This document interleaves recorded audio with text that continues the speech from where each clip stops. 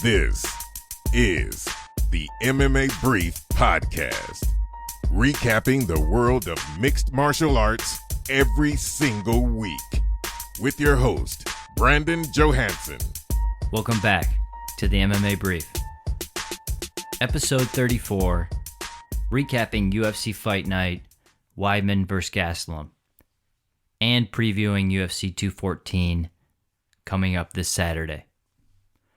Starting at the bottom of the FS1 prelims, Alex Cowboy Oliveira knocked out Ryan LaFleur with a perfectly timed uppercut. Face plant walk-off KO for Cowboy Oliveira, which earned him an extra $50,000 performance of the night. UFC newcomer Eric Anders knocked out veteran middleweight Rafael Natal with a pair of thunderous left hands.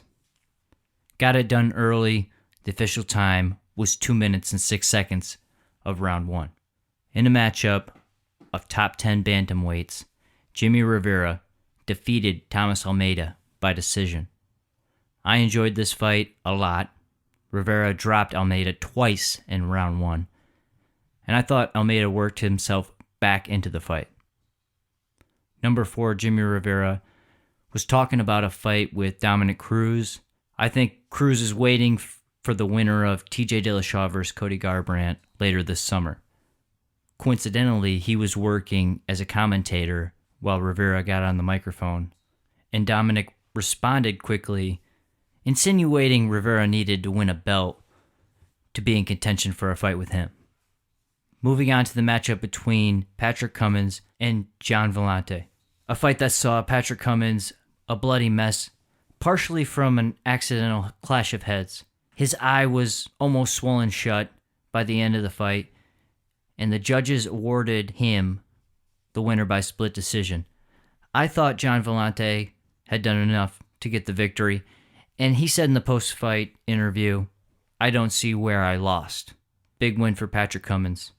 In the co-main event, Darren the Damage Elkins got a split decision win over Dennis the Menace Bermudez. It was a Darren Elkins style fight, leading to his 5th consecutive victory. Chris Weidman squared off against Kelvin Gastelum in the main event.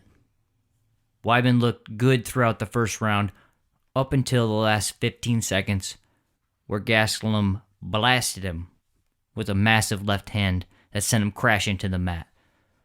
Some ground and pound, but there wasn't enough time to finish the fight, and the round ended. Chris came out seemingly clear-headed and looked as good as he's looked on the feet in some time.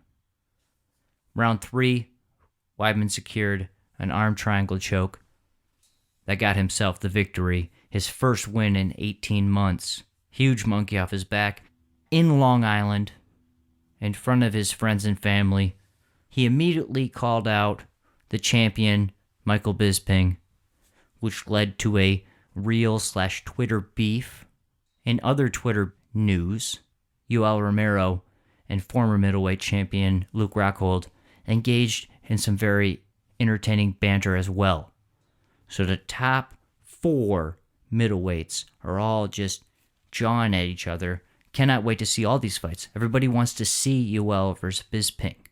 Now, Yoel versus Rockhold seems very entertaining. Rockhold has to get through David Branch, unfortunately. That fight was just announced this Saturday. If Rockhold gets through David Branch, tough out, former World Series of Fighting champion. This weekend, UFC 214, Cormier vs. Jones rematch. Huge fight.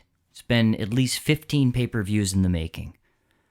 Tons of bad blood between these guys. A lot of trash talk, some violence at press conferences. Shoes been thrown. No one wants to see this fight more than me.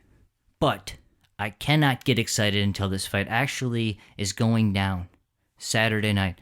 Stopped and postponed due to boner pills and everything else. I just need to see these guys actually square off and Bruce Buffer say it for me to actually get 100% excited for it. Because I do not want it to get canceled again. I can't take the heartbreak. someone misses weight or something, I won't allow it to devastate me anymore. But luckily for us, it's a huge card. I've said it before this year, but this is the biggest card of the year now.